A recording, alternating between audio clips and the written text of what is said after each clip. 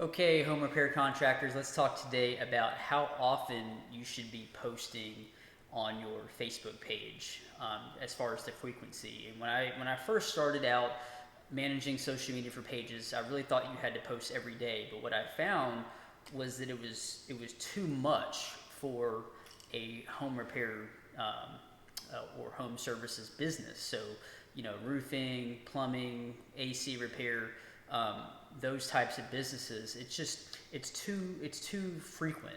Now, if you're in retail or a restaurant, then you really need to be posting every day because you can do daily specials and you can do daily deals and things like that. But let's face it, we don't need a toilet repair every day or AC repair.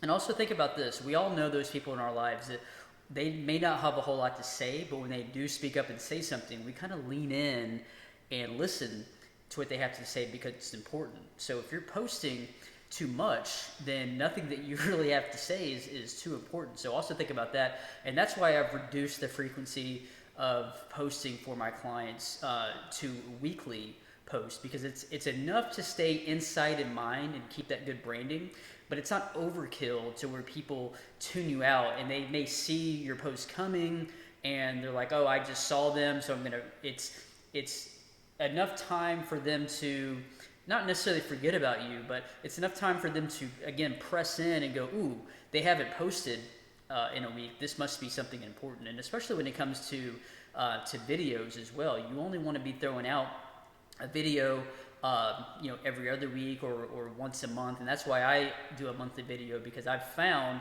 that the less that I do on a video, when I do post a video, people are like, oh wow, what's this topic going to be about? And I found my views and my shares have gone up. So think about that when you are doing your posting for your Facebook page. And if you're just like, look, I don't even have time to do that, I would love to help out.